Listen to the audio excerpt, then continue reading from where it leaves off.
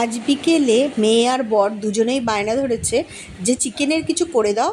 তো আমি বললাম বাড়িতে তো অল্প চিকেন আছে, ওই চিকেন দিয়ে আমি কি করব। তো বললো না জানি না, যা আছে সেটা দিয়েই তোমাকে কিছু করে দিতে হবে। তো দেখো ফ্রিজে অল্প চিকেন পড়েছিল, তো ভাবলাম একটু তাহলে ছোটো ছোটো করে কেটে অন্তত পকোড়া বানিয়ে দিই। এই যে চিকেনগুলোকে আমি ছোটো করে কেটে নিয়েছি, আর একটা থালার মধ্যে আমি রসুন একটু থেতো করে রেখেছিলাম, তারপর ধনে গুঁড়ো, জিরে গুঁড়ো, একটুখানি লেবু, আধখানা লেবু রেখেছি, আর রেখেছি কর্নফ্লাওয়ার, নুন, একটু গুঁড়ো লঙ্কা, আদা, সব কিছুই আমি একসাথে করে এবার এই চিকেনটাকে ভালো করে ম্যারিনেট করে রাখলাম, যে একটু ম্যারিনেট করে রাখলে জিনিসটা খেতে ভালো লাগবে। আর অল্পই চিকেন ছিল, খুব একটা বেশি ছিল না, যাতে একটু অন্তত সবার 4-5 পিস করে হয়, সেই জন্য ভাবলাম যে আগে করে দিই। আর ওরা তো চিকেন ছাড়া, চিকেন আর মটন এইসব ছাড়া যেন কিছুই চেনে না। সব কিছু খাবারের মধ্যেই একটুখানি যেন মাংস হলে ওদের সবেতেই ভাল লাগে। যাই হোক, বললো যা আছে তাই দিয়ে তোমাকে করে দিতেই হবে। আমি বললাম ঠিক আছে, আমি তাই করে দিচ্ছি। দেখো সন্ধেবেলা ওরা এই পকোড়া করে দিলাম, তো ভালোবেসে খেলো। এবার সব রকম দিয়ে আমি চিকেনটাকে ভালো করে মেখে নেব, আর একটু মেখে রাখলে জিনিসটা ভালো লাগে একটু। আর সঙ্গে সঙ্গে করলে, সঙ্গে সঙ্গে করার থেকে যদি একটু আগে মেখে রাখা হয়, জিনিসটা একটু ভালো হয়। তো সব কিছু দিয়ে আমি এটাকে ম্যারিনেট করে রাখলাম।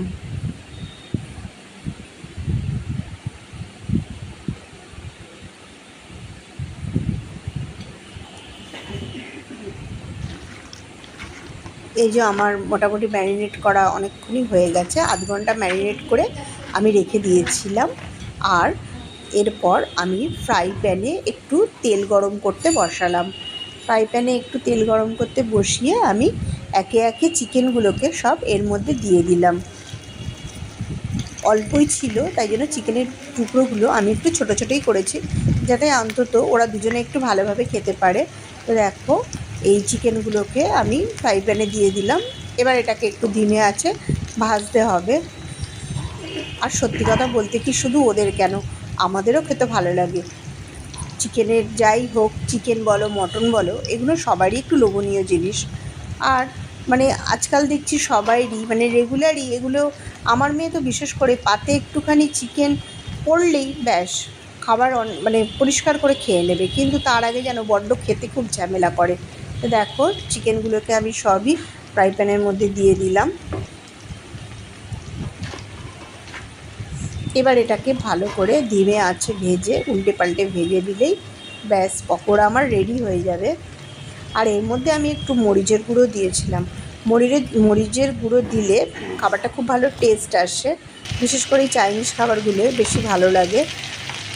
দেখো চিকেনের এক পিঠগুলো আমাদের হয়ে গেছে, একটু লাল লাল করে ভাজতে হবে।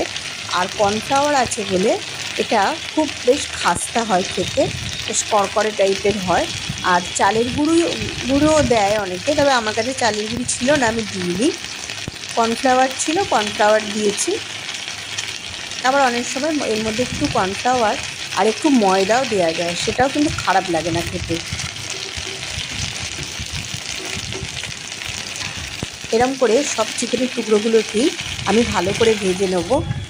দেখো চিকেনের টুকরোগুলো ভাজা প্রায় অনেকটাই হয়ে এসছে, বেশ একটা ব্রাউন ব্রাউন কালার এসে গেছে, দেখতেও বেশ খুব ভালো লাগছে।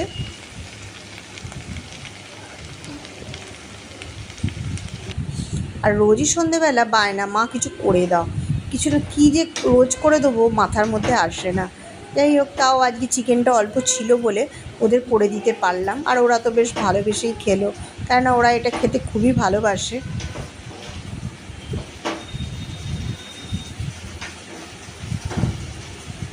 দেখো বন্ধুরা, পকোড়াগুলো আমার ভাজা হয়ে গেছে, তো একটা খেয়ে আমি বলছি কেমন হয়েছে। গরম,